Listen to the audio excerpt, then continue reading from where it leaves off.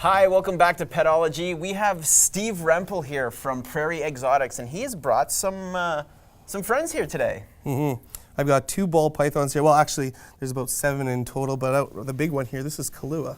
That is a big python, and these snakes are fairly small to relatively compared to other pythons. Yeah, Burmese reticulateds are going to push over 20 feet, 250 pounds. This one here, she's 15 years old, so she's full size. She's been this big since she's about 3, and she's like I said, 15. She'll live to be about 40. Can I please hold her? There you go. Wow. So tell me a little bit. I don't know a lot about reptiles, and especially about pythons and snakes. So what should I know if I wanted to, maybe get into one of these guys? They're not hard to maintain. Biggest commitment is getting set up originally and then your time to take care of them, because they're going to live 40 years. You got to have plans to make sure you're going to be taking care of them the whole time. But as you can see here, this enclosure is big enough for life for one of them.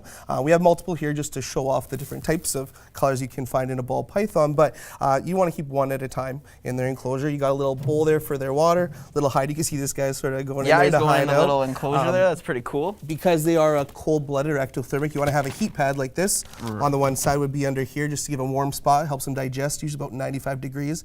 Key component though, you got to make sure you got your controller, your temp controller. Because without the temp controller, this guy's going to get so hot it could burn our snake, which is definitely not good, or worse, melt and burn down the house. Yeah, no doubt. So when you're thinking about, you want to own a python or a snake, it's a commitment, isn't it? At 40 years, it's not like buying a hamster or getting a budgie. Yeah. It's a little more in depth. But I mean. But once they're set up, it's easy, because I mean, a lady like that, she's eating once a month. Every 4 to 5 weeks, she eats a jumbo rat the size of both of my fists.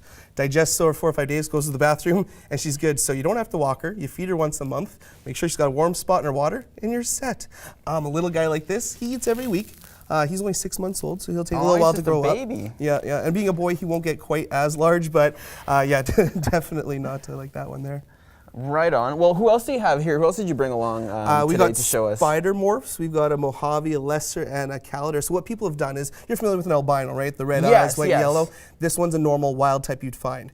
They've mixed and matched, start breeding, get different color and patterns, which are called morphs. So the fancier the morph, the more rare it is, the more money people can ask for that snake. So a normal one, we adopt these guys out for about $50 for adoption fee. If anyone's looking for a new pet, we have a number available at Prairie Exotics. But you can also find from the stores a lot of these little guys that are worth a little bit more money. This guy here would be about $500 just because he's different color and pattern. So, they seem great. Like I used to have a different idea about snakes. People usually think about snakes and they get either weirded out or like the pop culture references to scary things. Yeah. Like, are snakes good pets for kids? Oh, definitely. I mean, you wouldn't want to leave it unattended. Like anything, you don't leave your dog or cat unattended with a young child. But as you can see, very docile, calm species. The more you interact with them, the better they get. Yes, I am absolutely loving it. So this heat pad here you brought along, that's electric, right? Yeah, you just plug it into your normal power. Well, actually plug it into your controller into the wall. One of the other key aspects is you're going to have your thermostat. That actually tells you your temperature. So this little probe goes into the tank on the heat side, and then it tells this guy when it's at the right temperature, and you're set, so no one's burning down the house or your snakes for that matter. I see. So let's say I wanted to go out and buy a snake. Yeah. I work, I have a job. Like, what kind of how much care and attention in a day? Like, how much? Because I never get a puppy because I'm too busy to get a puppy. Right. But if I wanted to get maybe a snake, is that like? They're totally fine with, I mean, not saying neglected, but they don't need the attention that a dog or cat do need. They'll appreciate being taken out, let you hang around on them, sitting on the couch while you're watching your Netflix or Shaw TV, whatever you might be watching. But you'll want to make sure that they're very happy and comfortable when they're out. So what do snakes eat? Mice and rats, rodents. Mice and rats. So there's no vegetable diet for these guys, I guess. No, when they're really small, you start off with a little pinky mouse, then you slowly work up to a fuzzy, a hopper, up to adult mice, then on to the rats. With some of the bigger snakes, then you're also feeding like guinea pigs and rabbits and that kind of fun stuff. I just felt a barb here. What was it? That's the spur. What's the spur? The spur on these guys, right at the tip of the tails, they got a little spur on either side, and some believe that was maybe their legs that they evolved to have lost. But when the boys and girls are hanging out doing their lovely little dance that they do to maybe make some eggs, the boys actually use those little spurs to tickle the girls to get them a bit excited. Oh, a little bit of tickling. Yeah, that does happen. Okay, so and Prairie Exotics, they breed as well, no, correct? we don't really breed animals because we're taking in animals that are being surrendered either by Humane Society, Animal Services, the public. We don't really want to add to a problem, right? Producing animals. So we just take in rescues and we adopt them out, or they stay with us to be educational ambassadors at the school presentations and birthdays, stuff like that we do. Yeah, so you guys go all over the province, right? Putting on shows, educating kids, adults, everyone on, all about reptiles. Yeah, we do the fairs in the summer. We do like Morris Stampede, Winkler, Altona. We get up to Dauphin. And then during the week, this week we're in Steinbach doing presentations at the high school all week. And then weekends we have our zoo facility. People can come in on Dublin and visit us, or even just have us at their birthday party if they want to have somebody visit them. That is absolutely fantastic.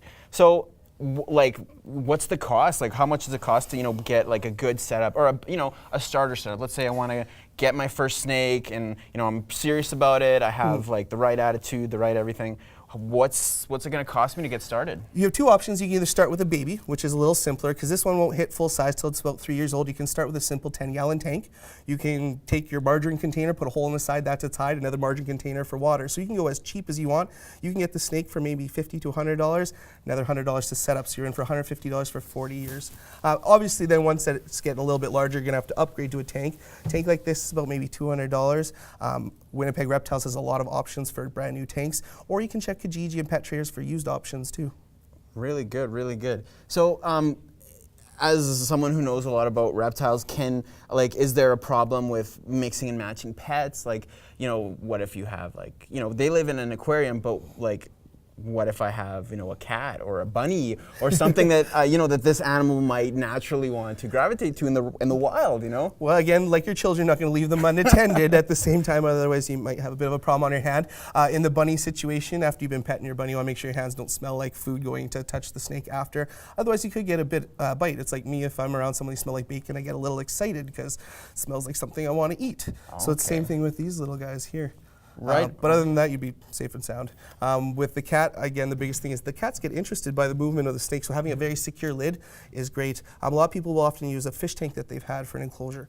Problem with the fish tank is they're narrow and tall. Snakes need more of a floor space. They don't need the height. So an actual tank like this is a little bit better than a fish tank. If you do have one sitting in the backyard or the basement, just make sure you got a secure lid so your cat's not getting in and the snake's not getting out. Yeah, no doubt, and they feel just amazing. Like we had a volunteer earlier.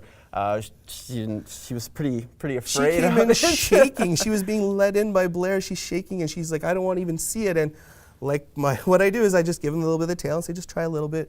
And what was it? Not even 5 minutes, and she was holding it and touching her face just and going around, showing everyone hey? like, touch it, and like that 5 minutes. And that's what I love about my job is seeing people go from fearful, not understanding it, to being like, oh my goodness, this is amazing. It must be really rewarding to do that. It's one of the best parts. So now that I have my snake set up, I know a little bit about what they're eating, and I know a little bit. What about health and care? Like, what if my snake gets sick? What are snakes prone to? Things like that. Biggest thing is respiratory infection. If the enclosure is not set up properly for the heat and it's too moist, like us, they can get a respiratory infection. So Dr. Davidson at White Ridge, just down here on Scurfield, is actually a really good exotic vet. He deals with all of our animals, and he's someone that could help people out if they had any problems. That's amazing. But other than that, they're pretty hard. There's not a lot of issues with them. Okay. And so what if, this is an extreme question, we have really cold winters here. Yes. Really cold winters. Very. And, what if there's a power outage? There's a couple options. Generator, if that's obviously outside of your options. Hot water bottle, things like that. Put them into a styrofoam box, put them in your vehicle, run your vehicle for a while until it warms up. We're not usually out of power here in Winnipeg more than a day. Yeah. And there's things you can do to sort of get by. For more information on Prairie Exotics, you can visit prairieexotics.ca. And right now we're going to learn a little bit about grooming.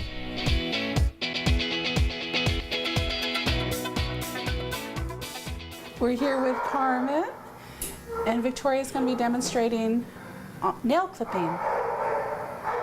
So at home it is definitely okay to do the nails, but we want to make sure that our dogs are as happy and comfortable as possible. So doing it together with a partner is always best for them to start, and then you can build a relationship one-on-one with your dog to show them that they're safe to do it with just you.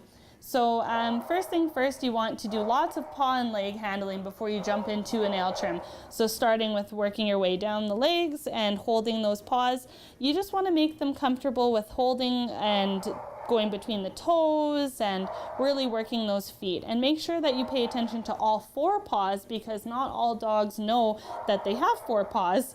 So sometimes they'll be more particular about one rather than the other 3. So that's definitely important to do. Nail health is very important. It is essential for especially our large dogs and smaller dogs who slip around on the floors. All dogs need to have proper nail health. So we're going to show you how to trim the nails and how to prevent any early onset arthritis from happening from nails being too long and damaging the joints. And we'll go through that step by step for you. So checking the nails regularly is really important. Monthly nail trims are great for them. It really helps keep them in good health. So monthly is a good time frame to aim for. You want to make sure that the nails aren't touching the floor, curving the toes off of the floor, or even curling into their pads. If you notice that your dog is chewing or nibbling at their feet, sometimes that's a really good sign that there is something going on with their nail health and that they should be seen by their vet or their groomer to help with getting those nails back into good health. The other person, giving a massage or petting definitely helps calm the dog down. So even if you just have someone there to give them a little support or a little hug, that definitely does help them sometimes. Keeping in mind, tantrums are very normal, especially with our puppies. So pulling away, trying to maybe nip at your hand, or talking, or maybe letting out a little yip, that's very normal. Stay calm and just remember that the puppies or your older dogs who aren't as used to it are also learning too. So just keeping that in mind. Also, if any accidents do happen where you draw a little bit of blood, that is totally okay. Try not to react, because sometimes it sends your puppy into their own reaction, and a little bit of flour held on there, and just make sure they're not licking too much, unless of course you do need to seek help with your vet, but those are not normal cases. So a couple of things when you're doing the nails. A lot of dogs like the nails to be behind the leg, so pulling them behind and doing them here because they don't want to see what you're doing, or you can pull them out in front, whatever they're comfortable with. Some of them like to be seated, some like to be standing. You can do them like a horse, but the number one thing that is important here is to support all the joints when you're bending the leg to do the nails. So just keeping that in mind. And that's where that 2-person partnership really helps, because sometimes the dogs like to sit up in your lap or lay down on the floor. So a buddy system is always really great when you're doing nails. Carbon, can you sit? Good boy. So Carbon prefers when you do his nails forward. Well, it's okay. So just supporting that nail and taking just the tips off in an up and down direction to make sure that you're getting them as short as you can. Well, can I have that? So as you can see, Carbon would like to pull away right now, and that's totally normal. You just act normal, tell them they're okay, and move along. There's no need to make them wonder what you're doing down there. And doing them in that up and down direction really helps. It just takes off all of that extra, and doing the sides after really helps make sure that they are taken down as short as you can. And this is just for the maintenance at home. In the grooming salon, we can also do a couple things. So this is what we recommend you do.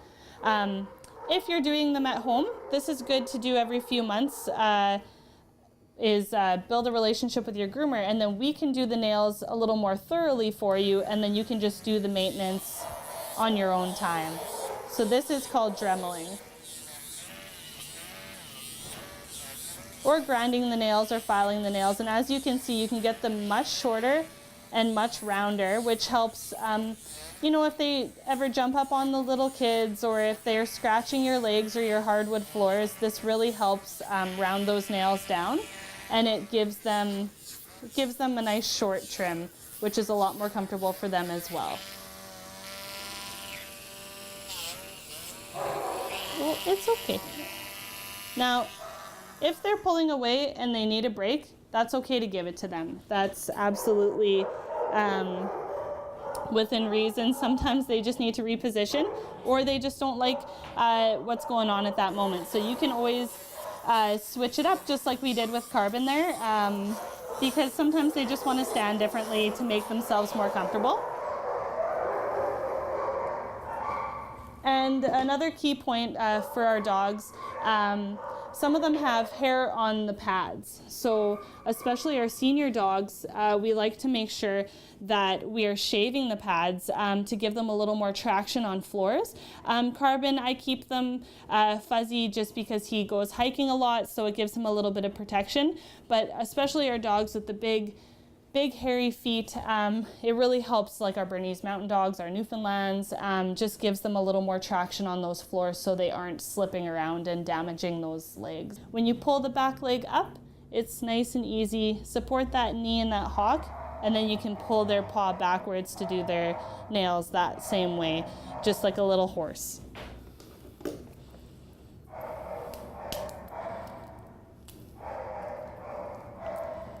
Good boy. And always a big celebration after, because it's always a big job to do it at home, and it's really nice that you have that relationship with your best friend.